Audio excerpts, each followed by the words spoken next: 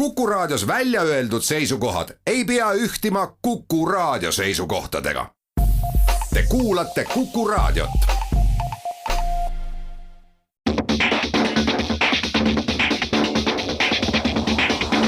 Autotund. See on saade sulle, kui sul pole päris ükskõik, millise autoga sa sõidad. Tere kuulajad, Autotund on eetris, kes kuulab Kuku Raadiost, siis juuni viimane päev. Räägime täna saates sellest, et Leedu autovargad jälle kimbutasid Eestit. Räägime sellest, et Eesti idufirma analüüsis seda, kuidas käituvad liikluses need autod, mille peal on firma logod ja palju näiteks liiklusrikkumistest panevad toime just need autod. Amerikas anti Guinessi rekord kiirema naise tiitli osas, aga see anti kahjuks postuumselt. Ja nüüd on olemas üks Opel, mis sõidab elektri toel 300 kilomeetrit. Kui tahate elektriautost proovida, siis nüüd on üks hea võimalus. Räägime natuke selle üle, kas see WRC etapp nüüd tuleb Eestisse või see on ikka väga segane. Autotundi toetab Alexela. Alexela kodukaardiga kütus kuni -5 senti liitrilt. Nii, kiirelt, mis meil eelmine nädal juhtus? Mina tahtsin rääkida, kuidas ma taas kord, vabandust kõik kuulajate eest, aga kohtusin politseiga.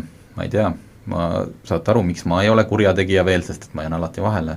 Tegelikult oli väga huvitav hetk. Oli üks lauamänguõhtu ja lõpetasime võrdlemisi hilja sõpradega selle peale 12 jaaniöö või päike paistab kogu aeg. Ja tulin sealt ära, see oli küll kontorihoonet ja teine sõber istus peale ja ma siis tahtsin tal näidata, kuidas ikkagi Alfa bussomootor laulab 6000 pöörde juures. Mis tähendab seda, et ma ei ületanud kiirust. Ma lihtsalt lasin niimoodi kõvasti pöördesse ja 100 meetrit hiljem nägin see äärest seisab muidugi politseiauto peale keskööd. Selles mõttes nad panid vilkurid põlema, et mulle järgi sõitma hakata, aga ma juba ennetasin neid, ma pöörasin ise nende kõrval ära. Ja väga mõistlikud politseinikud olid, selgitasin ära, mis olukord ja küsiti mult, selline, mis mõnes olukorras võib olla selline totter retooriline, mida kihutame või. Siis küsis, et mis arvad, mis sa valesti tegid. Siis ma esimese hooga ütlesin, et eks ma ikka niimoodi võib-olla ebaturvaliselt kiirendasin või nii, aga veel, et palju kell on. Ja siis ma sain aru, et loomulikult see oli ju lollakas, et miks mul on vaja öösel kräunutada oma Alfat, aga see, ma tõesti ei mõelnud selle asja peale, et öörahu. Nii et nüüd ma veel üks asi, mille peale ma saan mõelda, lasti mind lihtsalt hoiatsa kilusti minema, et ära öösiti enam niimoodi tee. Jaanipühad meil muidu möödusid liikluses üpris rahulikult ja neid joobesjuhte ei tabatud ka nüüd nii palju, kuigi neid tabati ikkagi hulgaliselt, aga ilmselt oli siin põhjus see, et neid suuri jaanividusid oli märksa vähem kui muudel aastatel, kus on vaja hakata õhtul kodukella või ühelt pealt teisele sõitma. Jaa, seda mure ei olnud, vaata kui lihtne, koroonaviirusest mingit kasu ka. Aga mina sõitsin ka 23. ja 24. niiviisi natuke risti-võiki mööda Eestit ringi ja ma ei näinud ühtegi politseiautot, pean tunnistama. 24. õhtul ühes väikeses linnas lõpuks keset linna tuli vastu, aga selles mõttes oli ikka üllatav, et kui vahepeal meil oli see koroonakriis ja oli vaja näidata natuke võib-olla seletamatutel põhjustel, et kas anarhia ei teki tänavatele ja hakata poode rüüstama, et oli vaja näidata politsei kohalolekut, siis oli seda nagu väga palju, kas ma nagu ütleme, et jah, veider, et jaanipühadel võib-olla me see oli vales kohas. Ja. Nii, aga politsei oli vägagi nähtav nüüd ühes videos, mis on kõikides portaalides kaasartud autogeeniuses olnud näha, kuidas võeti maha Leedu autovargad. Ja see oli ikkagi korralik action film ja tänu jälle valgetele suveöödele oli see ilusti ka politseiautokaamerast näha, sest kui me oleksime samast stseeni pidanud vaatama novembri öösel kuskil läga sees, siis me poleks peale kraavi sõitvate tulede midagi näinud, aga nüüd oli tõepoolest politseiauto ees ja taga on ju kaamera, oli politsei lõiganud kokku klipi, mis ei näitaks isikuid ja autonumbreid, aga see oli ikka ma mõtlen, mis sellel Leedu autovargal nagu mõttes oli, et põrutaks nagu, et kui saaks Läti piirini või et tõmbaks Leeduni välja selle Range Roveriga, ikka ta üritas sealt politseist, ta rammis politseiautot, siis ta läks kuskilt teepiirde ja auto vahelt surus ennast läbi, nii et tükke lendas, et vaata, siin on see suur erinevus näiteks nende samade tüüpidega, kes seal Tartus sõitsid Audiga välja, kes olid lihtsalt tegid sellist rumalat lõbusõitu ilma lubadeta, et seal on ikkagi tegemist elukutseliste kurjategijatega selgelt ja kellel on teised eesmärgid ja ütleme, et nende jaoks ütleme, kinniminek või vahelejäämine on ikkagi hoopis teise tasemega küsimus. Okei, esimese hooga esimene reaktsioon hakkad ära sõitma, aga siis sa ju näed, et esiteks teed on tühjad, ei ole võimalik, et politsei, kuulge, liiga ohtlikuks läheb, lõpetame ära või niimoodi, et see on see koht, kus minnakse all in ja kui väga see mees ikkagi üritas pääseda ja väga professionaalselt, muidugi politseil 2 autot vähemalt peavad nüüd väga pikalt remondis olema, mitte väga pikalt, aga selles mõttes, et aga see on huvitav, kuidas need Leedu autovargad ikka ja jälle satuvad siia Eestisse ja selliste lainete kaupa, et vahepeal tükk aega olid mingid lained, siis oli tükk aega vaikust ja nüüd nad on jälle nagu tagasi olnud siin viimased paar kuud on olnud siit väikseid juhtumisi ja kusjuures selle auto kohta, mida nad siis nüüd varastasid, et jah, et ta on luksusmaastur Range Rover, aga ta ei ole nüüd kindlasti kõige uuem, et sõltuvalt eks ju, mis mootoriga, mis aasta oma ta nüüd täpselt oli, aga see ei olnud küll väga-väga kallis auto, mida varastada. Palju siis, ütleme mingi 40-50 uuena, 60-70? Ei uuena, see auto uuena kindlasti üle 100 000, okay. Aga lihtsalt vaata selliste luksusmaasturite hinnad kukuvad koldi läbi põranda väga paari aastaga, aga üks on jälle vähem.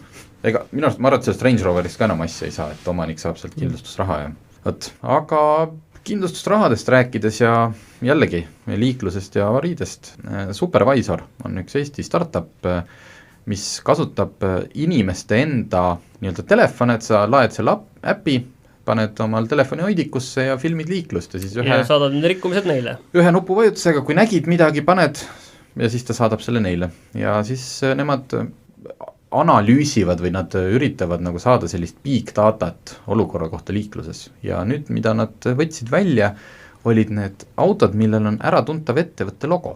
Me räägime siin siis, loomulikult on igal ettevõtte võib sinna sattuda, aga kes siis ikkagi jäävad ju on suured sõidujagajad, taksod, transpordifilmad, kullerid ja nad ütlevad, et umbes 6% kõigist rikkumistest iga päev teevad need äratuntavate logodega autod ja mõni päev on see osakaal olnud ka kuni 25%. Siin on nüüd see halb asi, et me ei tea, palju on firma logodega autode osakaal liikluses üldse, et kas ongi 6% või ma ei tea, ma arvan, et see võib isegi olla kõrgem. Neil on kindlasti see valim on, ma tean, et kindlasti üle 10 000 video, mis tähendab, et nagu ütleme, valikut nagu on. Ja küsimus ei olegi praegult selles neile, et nad tahaks kõiki neid kinni võtta ja karistama hakata, vaid pigem küsimus on selles, et kas ettevõtet brändi ja maine mõttes võiks selline asi huvitada, et nende autod ei käituks niimoodi liikluses. Ja nende ettepanek oligi, et äkki saaks teha, et ettevõtted, tõenäoliselt hakkavad nad karistama, aga tegelikult võiks olla see, et on eraldi preemia, kui sa ei ole aasta jooksul näiteks kordagi sattunud Supervisori või mõne muu asja raames kaamerasse. Siin on natukene see valge koubik, selline linnalegend tuleb kohe nagu silme ette, aga tegelikult kui sa vaatad natuke nende andmetele otsa, et mul on väga kahju tegelikult, et Supervisor on seda andmestikku natukene anonüümsemaks teinud, et nad ei ole neid firma logosid nüüd välja toonud, et mis logod need olid, on ju. Aga nad on need välja toonud niiviisi, et kas see on sõidujagaja, kas see on takso, kas see on ühistransport, kas see on kuller või mingi muu on ju firma on ju, või ettevõte. Aga mis sellest silma torkab on see, et need osakaalust seal ees pika puuga on üks sõidujagaja number 1 sõidujagaja number 2 et kumb nüüd neist on Bolt ja kumb nüüd neist on Yandex, seda ma ei tea. Sellest, et Uber ei pane silte ei pane silte ja neid vist ei ole ka väga Eestis, aga ühesõnaga üks on Bolt ja teine on Yandex, ütleb minu loogiline järeldus siit ja siis alles pika puuga pärast neid tuleb kullerfirma number 1. Ma ei hakka siin pakkuma, kes see võib olla, et ma tõesti ei tea. Ja siis tagapool tulevad ka 2 taksot ja pika puuga allpool on tavataksod.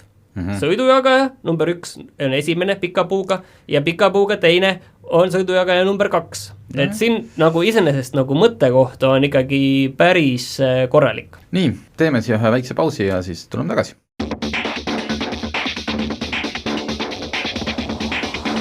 Autotund. See on saade sulle, kui sul pole päris ükskõik, millise autoga sa sõidad.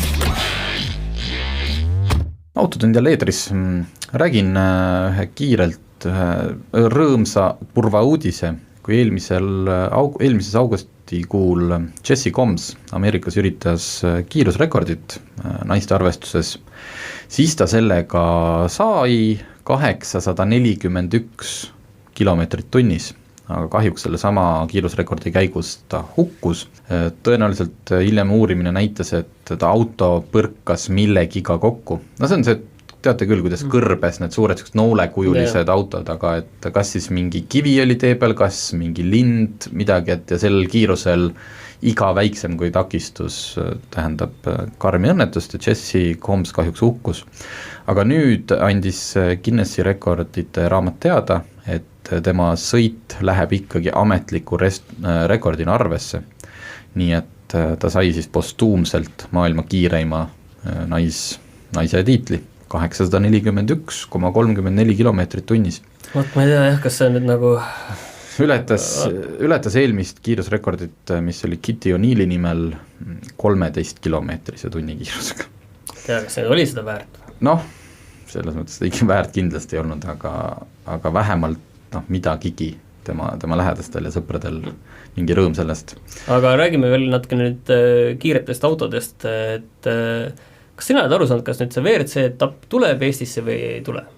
See on nüüd üks asi, mis läks nii kiiresti käima ja kuna mina juunikuus kuidagi suutnud ennast, ma ei tea, väga palju tööd teha või ma ei tea, kus ma siis olnud olen või vastupidi väga palju jaanipäeva pidada, et ma ei ole selle ratta peale ennast üldse saanud, ma saan aru, et meil on põhiline, ma saan aru, et lätlased seda nüüd ei saanud, nii et meil on üks võit juba käes.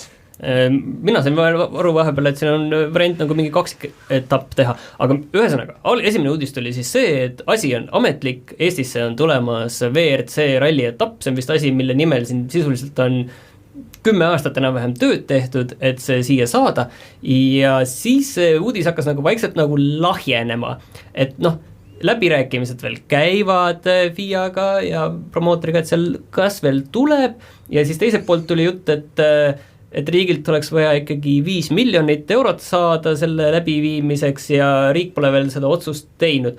Ilmselt nagu kõik loogika ütleb, et riik selle otsuse teeb, et see lihtsalt see 5 miljonit on väärt siin selle turismi ja kõige edendamiseks. Küsimus on ainult selles, et see koroonakriis on küll põhimõtteliselt nagu tänasel hetkel nagu seljatatud, aga see, et mis hetk on siis, kui seda tahetakse teha septembris, ma saan aru, et mis siis on, vaat seda ei tea keegi, et kui palju siia on võimalik saada väljastpoolt inimesi, kuidas siis lennukid lendavad, kas kuskil jälle natukene midagi tõuseb, sest üle maailm on ju kohti, kus vahepeal jälle öeldakse, et Lõuna-Korea vist, et meil on nüüd siin teine laine kohal ja kui me võtame Lõuna-Ameerika ja Põhja-Ameerika, siis seal on need numbrid ikkagi veel väga-väga kehvad. Ja nüüd ma saan lihtsalt aru, et praegu veel, et sisuliselt on see asi nagu teada, kas see toimub, aga seda veel ei öelda välja. Jah, kui see toimub ja kõik läheb edukalt, siis on see ikka müstiline, kuidas me rääkisime kevadel, olid Eesti ralliringkonnad üksteise kõri kallal, tohutult mindi tülli, kõik rallid jäeti ära kohalikud ja siis on nüüd nad kõik, loodetavasti ongi ära leppinud, sest asi on ju suur, aga et kuidas nagu, siis me oleme mõne kuuga sellest, et Rally Estonia jääb ära, saanud endale võib-olla WRC etapi. Kui ma nüüd väga küüniline oleksin, siis seal vist käis kevadel vaidlus miljoni üle, jah. Ja nüüd käib vaidlus 5 miljoni üle või küsimus, et kui ma tahaks küüniline olla, aga okei, tegelikult ma saan aru, et selline asi tegelikult on, seda raha sinna kindlasti oleks vaja. Just ma arvan, et see 5 miljonit ei ole lihtsalt laual, vaid see ongi, et kui tuleb WRC etapp. Aga mõtlen see, mis inimesed nagu kokku ikkagi toob ja ära lepitab. Ja teine asi, mis ma siit veel laiemalt nagu meie maailma elu kohta, et see koroonakriis näitas nüüd ka siis seda, et tegelikult on kõike võimalik palju kiiremini ajada. Jaa, et see ongi see, et teeme 2 kuuga ära. Alles pidi see Rally Estonia ära jääma ja nüüd ikkagi tuleb välja, et suudetakse, küllap siis suudetakse mõne kuuga see septembriks ära organiseerida, et see toimub samamoodi siis toimuks Lõuna-Eesti teedel, seal Tartust allapoole. Ilmselt aitabki see, et ei oodata nii palju inimesi, et ikkagi publiku arv on väiksem, võib-olla ilmselt ka piiratakse kuidagi publiku arvu. Piiratakse, seda öeldi juba välja. Kui see toimub, siis piiratakse. Aga et kogu maailmas mingid asjad, mida me nüüd teeme palju kiiremini või otsuseid langetatakse palju kiiremini ja saadakse aru, et võib-olla ei pea iga asja puhul äkki pärast on see halvem, aga ei pea tohutult tegema koosolekuid ja 2 kuud kuskil istuma ja mõtlema ja päris äge. Ja kui see tuleb tegelikult ka, siis see on ilmselt ikkagi võib-olla kõige suurem positiivne asi, mis Eestis sel aastal on juhtunud. Just, et see lõppu ikka kuigi me natukene siin olime, mängisime nagu iroonilist ja tegime nalja, siis kui see toimub, see on ikka jube kihvt asi ja mina jään väga pöialt ja mine tea, võib-olla lähen isegi kohale. Aga natukene veel autouudiseid, et Opel näitas ka lõpuks oma ühte uut ägedat autot, milleks on e-mokka, ehk siis Opeli elektriline linnamaastur, et oma selle elektriautode asja nad nüüd avasid Corsaga ja kuna nad kuuluvad samasse gruppi, siis kes vähegi teab, siis tegelikult Corsa on põhimõtteliselt sarnane auto siis Peugeot 208-le ja Mokka siis jätkab 2008 platvormil ja ühesõnaga sama akumaht, sama sõiduulatus, aga mis ma tahtsin selle puhul öelda, et Opel nüüd selle Mokka puhul näitas esimest korda oma uut nii-öelda esiosa disaini, mida nad hakkavad oma ülejäänud mudelitel kasutama. Kuidas ütled, kole ei ole, sest et Opel... triibuga tuled sellised. Jah, et seest on ka päris kihvt niisugune kahe ekraaniga, suurte ekraanidega lahendus. Lihtsalt see asja on see, et Opelil on väga vaja, vähemalt kui me räägime Eesti turust, midagi sellist nagu totaalset kannapööret, sest ta on jäänud kuskile mingi fliiti või nagu autopargi tasemele, et Opeli müüginumbrid Eestis on praegult hoolimata sellest, et neil on sellised autod, mis on siin võitnud aasta autode tiitleid. Minu arust, ma nüüd võin eksida, Astar kindlasti suhteliselt hiljuti, minu arust ka Insignia oli, aga ometigi on Opel müük Eestis nii põhjas, et sealt on nagu küll ikkagi sealt on ainult ära kolimine.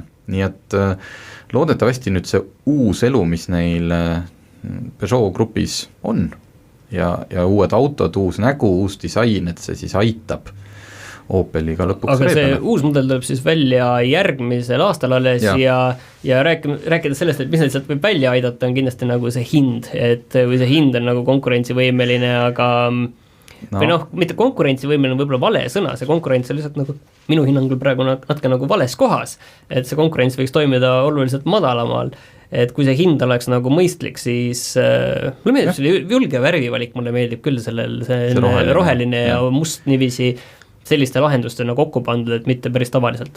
Just, ja kes tahab veel elektriautot proovida, siis Elmo Rent sai kätte eelmine nädal 18 Škoda Citigo autot ja natuke varem 5 Renault Zoe'it. Nii et kui te tahate natukene pikemat testida enne, kui te otsustate osta, siis Elmo Rent on täitsa hea variant, natuke küll maksad, aga samas sa ei pea pärast viimast autot müügimehel tagasi ja siis kuulama kõike seda, vaid lähed teed rahulikult omas tempos omad sõidud ja kui teed 18 Citigo show'd, päris lahe.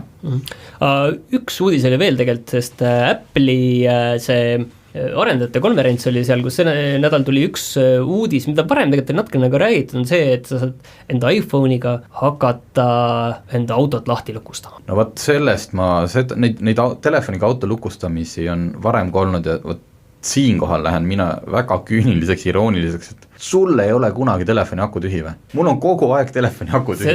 Viimasel ajal vähem, sest ma võtan, nüüd on see sotsiaalne isolatsioon, kogu aeg istud kodus ja tööl, eks ju, on kus laadida, aga see on, kuidas? See on natukene riskantne asi, jah, et see on tore nagu kimmik peale selle, et see tuleb ainult uuele, vist oli isegi järgmise aasta BMW 5. seeriale esimest korda alles. Ükskõik, see peab olema nagu mingi eraldi väike aku telefoni sees, mis siis juhib mul neid igast NFC-sid ja neid asju, sest vastasel juhul ma istuks oma auto, kodu ja kontori ukse taga kogu aeg, sest mul telefon ei tööta.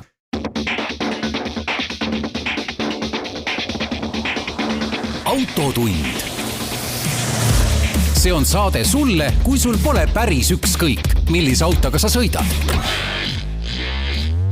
Autotund tagasi ja nüüd on meil stuudiosse tulnud 2 külalist. On tulnud Alan Vaht, Alexela juhatuse liige ja temaga koos on Jüri Bruno Asari, kes on City Motors AS müügijuht ja City Motors toob või müüb Renault ja Daciat Eestis. Ja teemaks LPG. Nüüd püüame hästi lihtsalt ja kiiresti, et mis asi on LPG? LPG on siis autogaas inimkeeli öelduna, aga tegemist on siis propaani ja butaani seguga, see on siis nafta tootmise selline gaasprodukt, kõige kergem asi, mis eraldub, kui hakata piltlikult naftat keetma siis sellised gaasilised fraktsioonid eralduvad sealt kõige esimesena ja kõige viimasena jääb järgi paks tökat, mis on masuut sinna allapoole, bituumen, aga kõik seal bensiini, diislid jäävad siis sinna vahepeale, et noh, selles mõttes see on nii-öelda see piltlikult see protsess nafta keetmisel, kuumutamisel, gaasid eralduvad, tekib selline, ütleme siis see LPG küll ei ole küll, noh, ütleme, et ta on vedelgaas, nii-öelda inimkeeli, aga ta on siis surve all 60 baari ja siis ta muutub vedelaks, aga muidu ta on sellises ikka gaasilises olekus. Et nii lihtne see LPG definitsioon ongi, ta on siis see ta on siis, ongi liquefied pressurized gas, et LPG, et rõhu all olev gaas. Mille poolest see nüüd lihtsalt seletes erineb CNG-st? CNG puhul on tegemist maagaasiga, mille koostises on praktiliselt seal ligi 100%, 98% metaani, et gaas on siis teine, ühel juhul propaan, butaan segu, teisel juhul on siis tegemist maagaasiga ehk et metaaniga. See on see vahe ja CNG-d surutakse kokku 200 atmosfäärise rõhu alla, aga ta ei veeldu, et ta on kokku surutud, ta on ikkagi gaasilises faasis, aga LPG omapära siis on see, et surudes teda selline 60 atmosfääri kokku, ehk et 60 korda kokku surudes ta veeldub ja selle tõttu nimetatakse seda siis rahvakeeli vedelaks autogaasiks. Nii, et selles mõttes, et Eesti inimest ikkagi huvitab see, et palju see asi nüüd maksab, et palju ma saan 100 kilomeetrit sõita, palju mul selle peale raha kulub, et kui mul on, ütleme, et auto, mis võtab bensiinimootoriga, võtab 6,5, korrutan kütuse hinnaga läbi 100 ja saan kätte, et noh, umbes 8 eurot läheb mul 100 kilomeetri läbimiseks, et mis on see siis gaasi puhul? No LPG puhul on nii, et tema hind, kui keegi on harjunud nii-öelda ikkagi posti otsa nii-öelda hinda vaatama, sealt vaatab vastu number 0,599 ja kui sinna vastu võtta bensiin, mis maksab 1,199, siis noh, siin numbriliselt on väga suured käärid vahel, aga kui nüüd arvestada seda, et LPG enda kütteväärtus on natukene väiksem kui on bensiinil, siis teda nii-öelda kulub justkui liitrite põhiselt rohkem, aga kokkuvõttes rahaline sääst sõites LPG-ga tuleb kuni 45% ja oleme nüüd ise reaalselt teinud ka ühe testi siin nädal aega sõitnud Renault Clio LPG tehase seades autoga ja see ongi kõige huvitavam, selle juurde kohe hiljem tuleme, eks ole, et tehase seades pange tähele ja kui muidu oli näitaja selline siis tehase nii-öelda tehniline spetsifikatsioon, et see ühe paagi täiega, kus on 32 liitrit LPG-d, saab sõita 416 kilomeetrit, siis tegelikkuses meie nädalane test näitas seda, et me sõitsime sellega 446 kilomeetrit, mis teeb siis 100 kilomeetri läbimiseks rahalise kulu 4,3 eurot. See on siis ilma soodustuseta, et puhtalt posti hind, võttes siit nüüd, noh ma võtangi siit, tegelikult võtame siit nüüd 5 senti veel maha, mida tavaliselt ikkagi turul, eks ole, pakutakse lojaalsele kliendile, ma panen siis hinna 0,549, sellisel juhul tuleb 100 kilomeetri läbimise hinnaks 3,9 eurot, mis on juba võrreldav, no ütleme sama kõikide gaasidega, CNG-ga ja LPG-ga see kulu tuleb sinna 4 euro kanti, no mis on ikkagi märgatavalt väiksem kui täpselt sama masin, näiteks kui ta sõidab bensiiniga on kulu 6,5 eurot 100 kilomeetrit, siin see vahe ongi, rahaline sääst aastas 500 eurot. Väga hea, et me siia jõudsime, aga nüüd on see küsimus, et kui miski on nii odav, siis miks me kõik sellega ei sõida, miks mina sõidan bensiiniga? Just, ma tahtsin sama öelda, et miks kõikidel autodel ei ole peal siis LPG ja CNG seadmeid? Jah, et nii igasuguste alternatiividega on, et ma arvan, et põhiline põhjus on olnud seni ikkagi see, et LPG seadmeid pannakse turul nii-öelda autole külge nii-öelda ise paigaldusega, eks ole, et meil on siin Eestis ka selliseid paigaldusfirmasid, kes pakuvad LPG seadmeid, sa maksad selle eest 1500 eurot, sa pead ikkagi täiendava raha välja käima. Aga mis meie jaoks kõige huvitavam ongi, on see, et turule on tekkinud nüüd tehase seades, LPG tehase seades autod ja see teeb asja väga põnevaks. Sa ei pea midagi ekstra külge panema, ikka inimestel on see arvamus, et paned midagi ekstra juurde, maksad rohkem, kuidas garantii säilib või ei säili, kuidas auto teenindus sellele vaatab, kõik siuksed küsimused, aga kui sul tuleb juba tehase seadus auto, mida sa veel hingi ihkad. Okei, aga nüüd ma küsikski Jüri Pruunult, et ma saan aru, need autod, millest me räägime, et lähme siis konkreetseks, on eks ju, tean, et Daciat, hakkab tulema LPG seadmega, vist oli 230 eurot maksab juurde ainult. Tegelikult praegu meil on täiesti ametlikult käimas maaletooja poolt tugi või kampaania, kus tegelikult LPG ongi 0. Okay. Et täna nagu ütleme nii, et Dacia puhul on kaetud pea kogu mudelirivi ja kui me tuleme nüüd Renault juurde, nii-öelda joostus küsimusest ette on see, et me räägime Capturist ja Cliost. Et tegelikult see LPG nagu maagia või miks ta nüüd on niivõrd aktuaalne ja Alan tegelikult väga õigesti võttis selle kokku. Inimesed ei taha kulutada oma aega, minna, paigaldada, see eeldab Maanteeametis ette näitamist. Siin on mitu aspekti ja täna meie lahendus on see, et sa tulid kohale, me tegime sulle pakkumise, see kõik on juba auto enda nii-öelda sünnitüübi tunnistuse peal kõik ilusti olemas ja kirjas. Me oleme selle LPG seadme kõrval ja lõpuni välja ka peale garantiiperioodi, garantii on teatavasti 5 aastat või 100 000 ja see annabki kogu selle mugavuse kasutusterviku. Et ma ekstra veel vaatasin üle, et tegelikult täna me räägime, see 1500 eurot ju vastab tõele, eks, et kui me täna võtame järelpaigaldatava toote, siis täna me müüme tehasest kõige soodsam auto, võta riiulist, on 9590 eurot. Eks, et siin on olemas juba see LPG seade, mis on kõige värskemate normide ja standarditega ja hakkame kasutama. Mis auto see nüüd nii palju maksab? See on Dacia Logan, see on Dacia Logan sedan, et tegelikult siit tulevad mõnesaja euroga erinevused Dacia Sanderoga, me saame seda pakkuda Dockerile, me saame seda pakkuda Dusterile, mis on tegelikult meie kõige suurem müügihitt. Ja Dusteri puhul on see, et täna on isegi meie nii-öelda lao optimeerimine, selline nii-öelda lao nii-öelda ette prognoosimine tagab meile konstantselt selline 100 autot LPG seadmetega kohe võtta.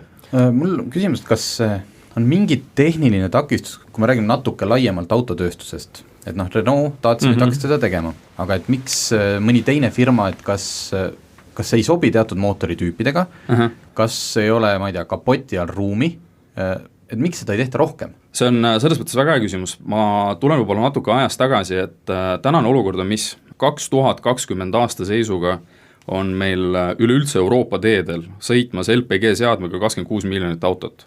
Et see on tegelikult väga suur number, see number pidevalt kasvab. Mida me täna teame on see, et 3-tsilindriline 1-liitriline bensiinimootor turboajamiga on spetsiaalselt selle jaoks disainitud. Ehk siis tegelikult seda sama mootorit sa saad soetada ka ilma LPG-ta. Ja täna, mis on võib-olla ka siin CNG ja LPG vahe, et Alan tegelikult hästi mainis ära, et siin on ju erinevus rõhus.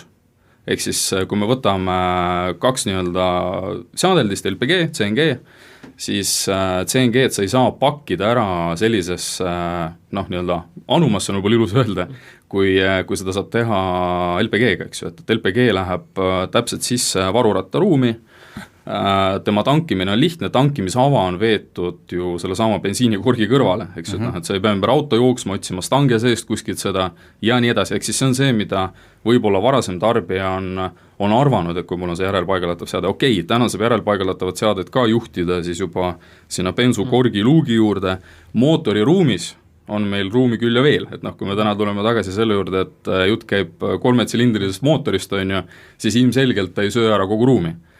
Ja Renault puhul ja antud juhul siis Clio, Captur, et nemad on tõesti siis pigem uudis turul, sest Renault ise on tehasest paigaldanud autodele LPG seadmed aastast 2010, et me täna räägime ikkagi juba 10-aastasest ajaloost, aga nüüd on ta nagu jõudnud sellistesse massimudelitesse ja ametlikesse hinnakirjadesse, tule, võta, küsi, osta. aga milles veel tegelikult põhjus ju peitub sinu küsimusele vastates, et miks nüüd on siis hakatud nii-öelda mõtlema selle peale, et noh, eks põhjus on kindlasti seotud sellega, et autotööstusele on peale pandud CO2 heitmenormid, kui me nüüd võtamegi, et noh, sellel aastal juba 95 grammi siis kilomeetri kohta on siis norm, millest 90% tuleb sellel aastal täita ja järgmine aasta siis on 100% tuleb see nii-öelda norm täita.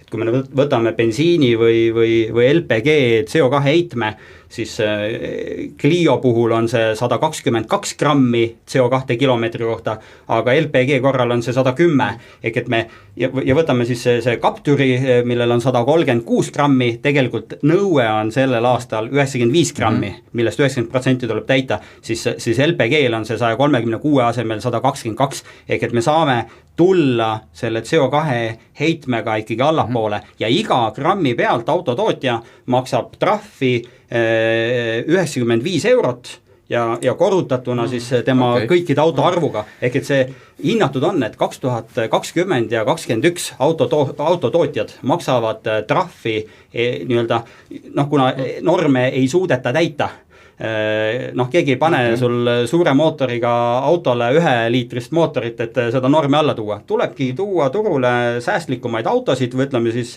LPG-l või elektriautod, millega siis seda normile lähedale tulla, aga 2 aasta peale on hinnatud, et kogu Euroopa autotööstus maksab trahvi 36 miljardit eurot, sest lihtsalt ei suudeta neid norme täita. Teen see vahel ühe väikse pausi ja siis jätkame selle LPG teemal.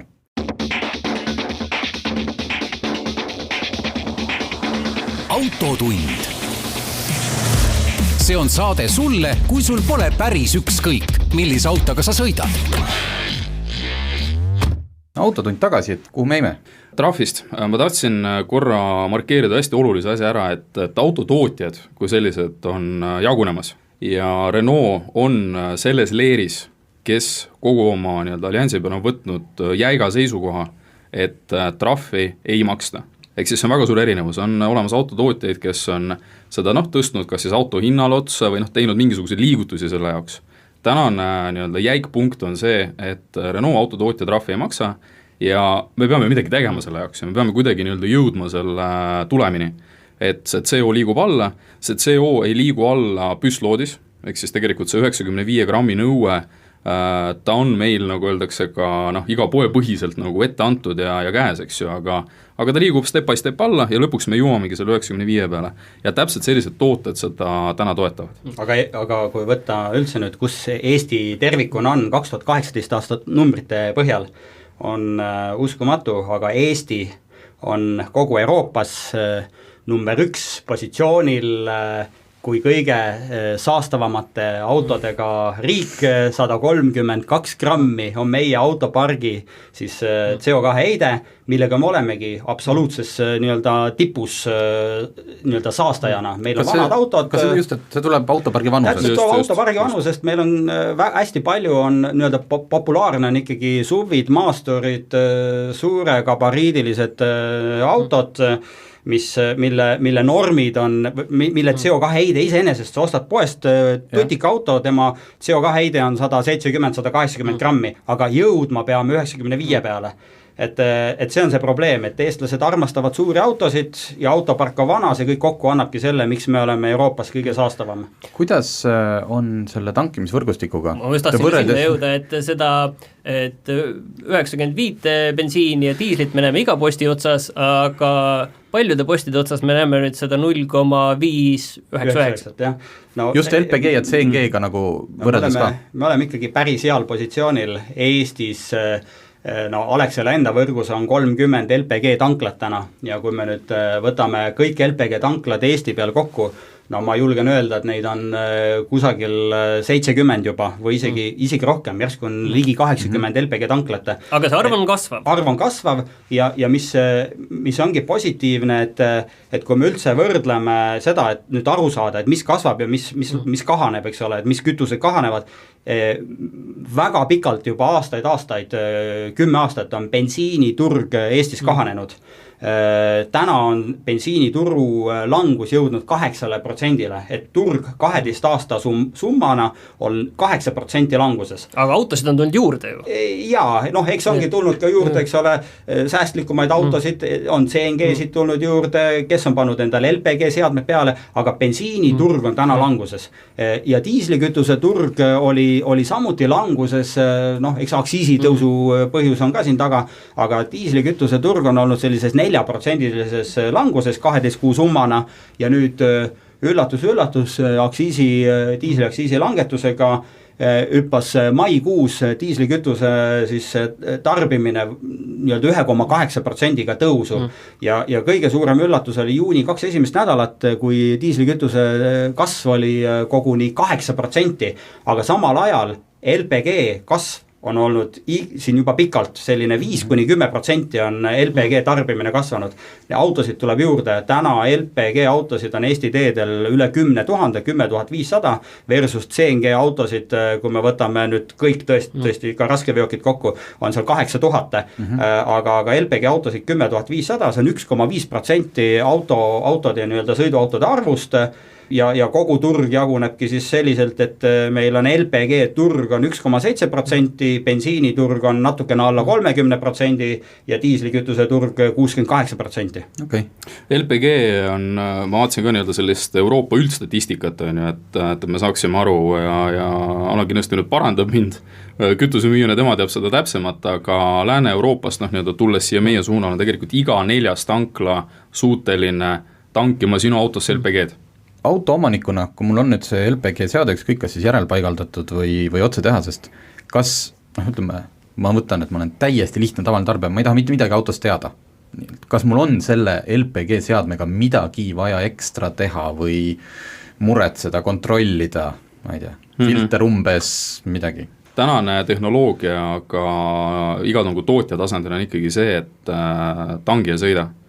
Ehk siis hooldusintervall meie kui tootja seisukohalt on täpselt sama, mis on bensiinimootoriga, tavapärane hooldus, kord 20 000 tagant tavapärase sõiduauto puhul me tahaks sind näha sinu autoga, tule, hooldame ära ja ega tegelikult ju kõik need turvalisuse klapid, igasugused, see ise see nii-öelda tootmise materjal, et kõik see on arenenud, sest on nii-öelda ka fikseeritud ära need nii-öelda varasemad hirmud.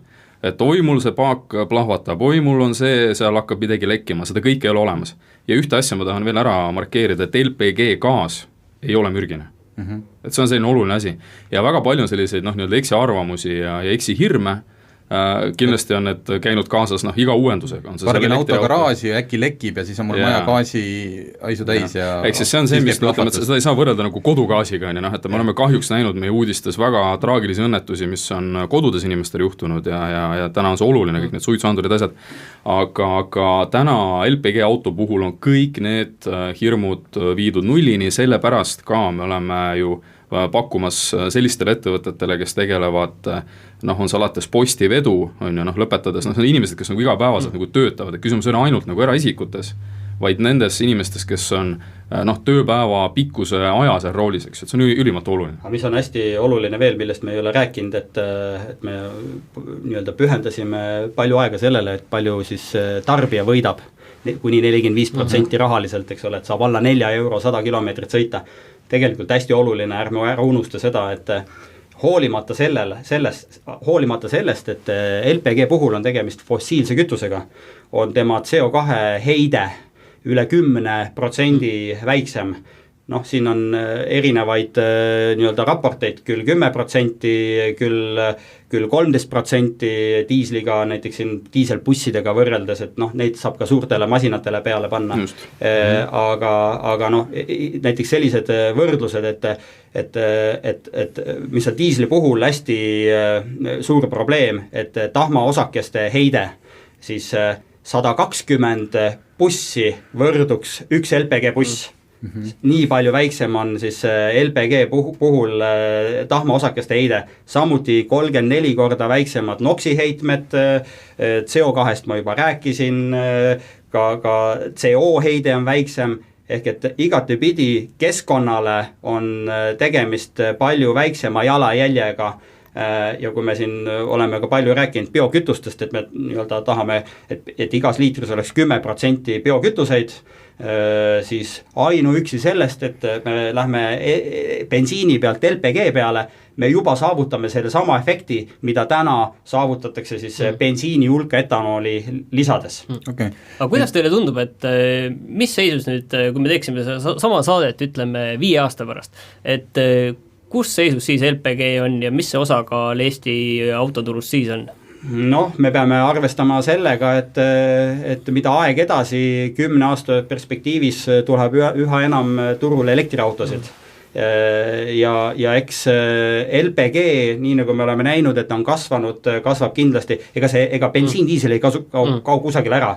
Bensiinidiislit jagub aastani 2050, lihtsalt hinnatakse, et see bensiinidiisli tarbimise tipp jõuab kätte kuskil aastal 2040, ma ise arvan, et ta jõuab kätte varem, täpselt sama lugu on LPG-ga, CNG-ga, kõigi nende tipud jõuavad ühel hetkel kätte ja lihtsalt elektriauto on see, mis ikkagi tuleb ja võtab selle nii-öelda turu endale. Aga lähi nii-öelda 10 aasta perspektiivis ma näen, et väga selgelt kasvab CNG, kasvab LPG ja hakkab samamoodi ka elekter tulema. Jaa, eks see tegelikult ju seda kõike drive'ib meie kahveregulatsioon. Täna me oleme selle 95 grammi peal, mis saab homme, mis saab üle homme, eks ilmselgelt me saame aru, elektriautode osakaal kasvab, see viib CO2 alla ja need tänased võimalused on tehtud kõige kliendisõbralikumad, et saada sellele asjale lähemal. Absoluutselt, ja kui me võtame elektriauto, mis maksab ju ikkagi väga palju rohkem, siis LPG-ga maksad, eks ole, esiteks kütuse eest palju vähem ja auto hind on ka mõistlik, ütleme bensuga samas hinnas. Mul üks küsimus veel lõppu on hästi kiiresti, et juhul, kui ma näiteks ostsin eelmine aasta selle sama 3-silindrilise mootoriga Renault, kas teie juures saab panna nüüd ka LPG järelpaigaldusega või see on ikkagi nüüd tehase tellimustega? Seda saab kõike teha, aga tead mis, me ostame su auto heamüüraga tagasi ja müüme sulle LPG-ga auto asemele, et täna nendel on väga järelturg ja selles mõttes me oleme igati valmis seda tegema. Väga hea, konkreetne vastus, ma ütlen, juttu nagu näha jätkuks, aga saateaeg sai otsa ja ilusat suve jätku kõigile.